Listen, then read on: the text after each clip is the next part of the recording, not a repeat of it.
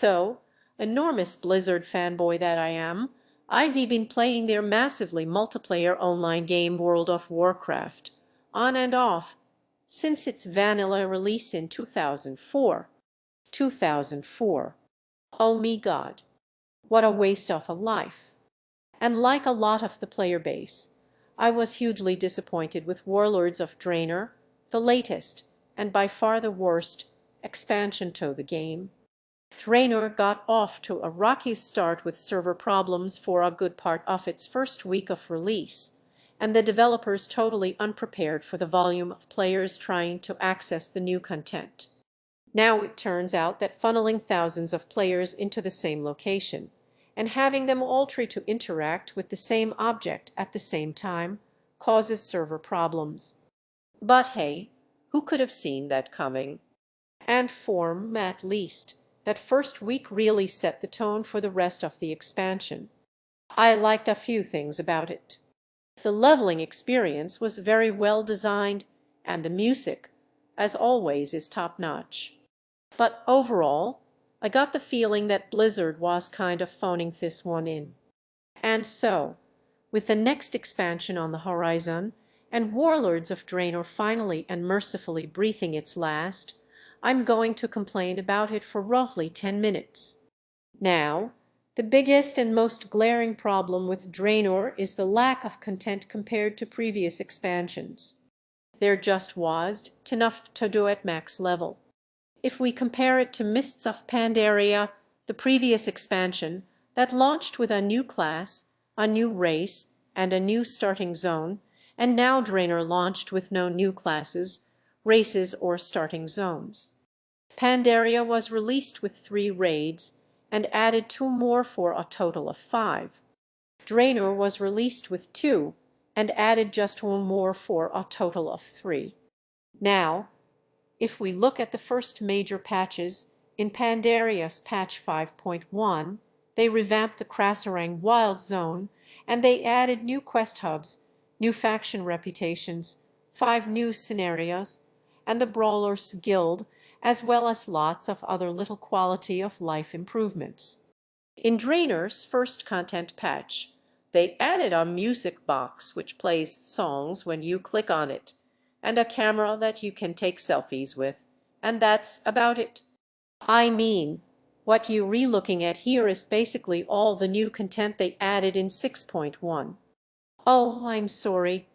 Actually, they also added Twitter integration, so by simply typing share, you can show all of your Twitter followers all the fun you're having with your new music box and selfie camera. Now, after the initial patch, Draenor only added 1 new zone and 1 new raid. In Pandaria, comparatively anyway, they were adding new things all the time, raids and zones, and new islands and quest hubs, and things for all those crazy people who try to play Warcraft. Now, I could tell something was up with Draenor before it was released, when Blizzard announced that they were changing Draenor's faction capitals. Now, originally, the Alliance was supposed to be located in Karabur, and the Horde capital was in Bladespire Citadel. I thought this was a really good idea, setting the capitals in important locations that feature prominently in the story. But then Blizzard announced they were changing the hubs to generic human and orc settlements on Ashran, the island that everybody hates. When I saw Ashran, however, I said, oh, this isn't so bad. It's all under construction. And then Blizzard will obviously patch it over time, and it all get more complete, and you all get to watch it progress into a full settlement. Oh, but no. It still looks like this. Unfinished, underdeveloped, and never to be fully fleshed out. So let's talk about the garrison. Now, the garrison is Draenor's flagship feature, and it's where players spent the majority of their time. When garrisons were first announced, they were going to be highly customizable. You could use architecture from all the game's different races. They were also going to be flexible in terms of location, with players able to pick the zone in which they wanted to set up their garrison. Now, as launch date got closer, though this was scaled back to one generic orc or human aesthetic in a fixed location, and this was really disappointing, and it made the garrisons feel a lot less unique. Now, when I first heard about the garrisons, I thought they'd be guild garrisons, because after all, Warcraft is a multiplayer game, and it's meant to be played with other people. But instead, the developers took the route of instancing each person in their own garrison, where they never encounter other players. This was a big mistake for reasons which should have been obvious prior to development. Now, as far as actual gameplay in the garrison, again, there's just enough to do. Players saw everything the garrison had to offer very early into the expansion, and after that, garrison activities offered no real sense of progression or reward. This was helped by the inclusion of the shipyard, which was a totally redundant feature, nothing more than a reskin of the garrison follower missions, with the added feature that now your ships can be destroyed and you lose all your progress. It's like Blizzard said, "Hey, you know, that really boring garrison follower mechanic that everyone's sick of by now. Well, look, we made it even worse. Enjoy." Now, my personal dislike for Draenor mainly stems from the story, which is absolutely dreadful. And now you might say, Warcraft has never really been about the story.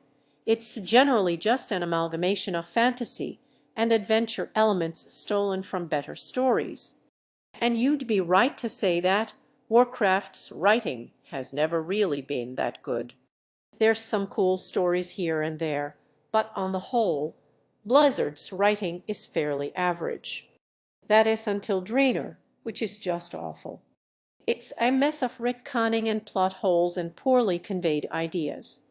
Blizzard's announcement that the expansion was gonna feature time travel naturally led to a lot of confused questions from the player base. You know, were we changing the past?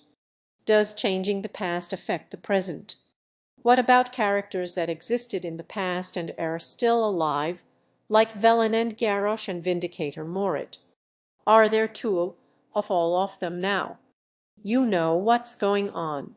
In response, Blizzard, who was seemingly taken completely by surprise by these questions, announced that not only was Draenor set in the past, it was also taking place in an alternate dimension. And I thought, well, oh brilliant, time travel and alternate dimensions. Well, that's just great. This plot hole combination totally robbed all the story beats of any real weight. For example, when Velen sacrifices himself for the greater good, the player character is just standing around like, yeah, well, we have a spare Velen. And if Hades Aguis, we can just grab another Velen from one of the alternate dimensions that apparently exist now. And what about the idea that the orcs don to drink the demon blood? I really hated this change. The original story is a nice little inversion of the typical orc fantasy tropes. You know, initially the humans think the orcs are savage, bloodthirsty monsters, but really, they re just being used as pawns by the real evil, and when they re free of the corruption, the orcs are spiritual and shamanistic people, and they just want to make a home for themselves. Warlords of Draenor completely ruins this idea by having the orcs act exactly the same, regardless of whether they drink the demon blood or not. They still trying to invade Azeroth, even when they not being forced to do it. This is frankly a bizarre change which accomplishes nothing in the story, except making the original demonic corruption element seem completely pointless. Not least because in 6.2, they end up drinking the demon blood anyway, so what was the point of having them not drink it in the first place? The other issue with the Iron Horde is that the player base had just played a year of Siege of Orgrimmar, and that raid was full of orcs, and more orcs. And then Warlords of Draenor comes out, and Blizzard says, Right, who's ready for some more orcs? And we were like, well, actually, Blizzard, we were ready for literally anything else. So let's talk about the Iron Horde's invasion of Azeroth that lasts all of 15 minutes before they re-kicked back through the portal in total defeat. This is another issue with Draenor's story. The titular warlords of Draenor, they never seem like a real threat. They spent all that time and effort building the dark portal, and it gets destroyed in about half an hour. And after that, the threat they pose to Azeroth kind of disappears. And I don't care about the threat they pose to Draenor, because this is time travel alternate dimension Draenor. It's not our Draenor. Really, with regards to actual Azeroth, the only thing that changes in the whole expansion is that Gul'dan comes back to life. Blizzard could have released one of those little animated comics on their website showing Sargeras or Samon resurrecting Gul'dan, and we could have skipped Warlords of Draenor entirely. The final point I want to make is about the player character's role in the story, and now this is just me opinion, but I don't want me character to be a garrison commander or a leader of the Alliance or Horde forces. It unnecessarily imposes a role on the player in a game where that sort of thing should be left to the player's imagination. Now, I can guess at Blizzard's reasoning for this. Maybe they wanted to show the player characters being honored for their past accomplishments or something, but its effect is to ruin the player character's arc within the expansion. If we look back at past expansions, players typically start out in a relatively lowly and humble place.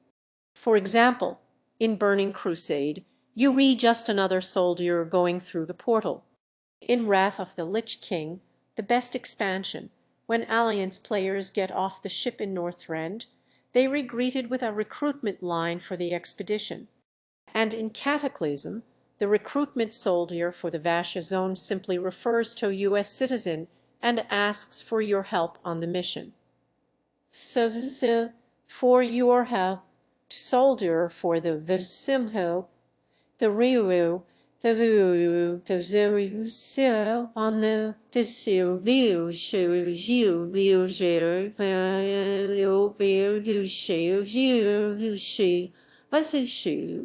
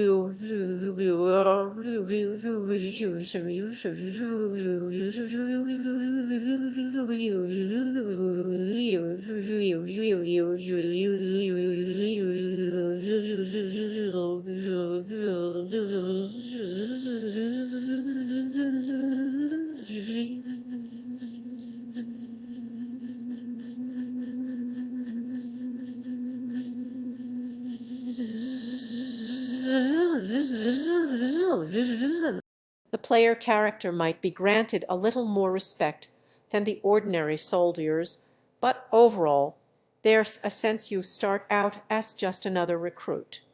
And then over the course of the expansion, your character's reputation grows. And then in the final raid against whatever the primary antagonist is, they treat your character like a great hero. The flow of darkness abates. It seems you truly are the heroes of legend. Draenor upends this simple story arc by starting your character out with a big victory over the Iron Horde, the destruction of the Dark Portal, and then it immediately casts you as the commander of the Alliance or the forces on Draenor. And from there, There's nowhere for your character to go. And maybe it's just me, but I think that certain characters and story elements should be kept out of the player's reach somewhat. I mean, I don't want big lore characters like Murade in Bronzebird, for instance, turning up in me garrison like an ordinary quest giver. It makes them seem pedestrian and boring when we should have a sense of reverence for their status and position. I will say, though, Blizzard, if you are dead set on having the player character be some sort of big horde or alliance commander who's important to the story done, then get scared and start taking control away from them when it comes to important story moments like, for instance, the quest where it looks like you re-going to get to kill Garrosh and then they take control away from you at the end and say, "Oh, sorry, actually, we needed you to lose that fight so that Thrall can fight against Garrosh instead." You can't have it both ways.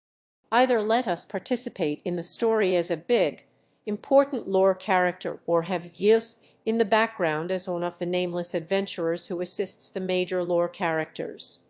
Trying to do it both ways pleases no one. So what advice would we give to Blizzard going forward into Legion to help them avoid the mistakes they made in Warlords of Draenor? Well, personally, I'd say take out all of the bad things that were in Warlords of Draenor and just replace them with good things. So more good things, fewer bad things, and bring scenarios back. I like those.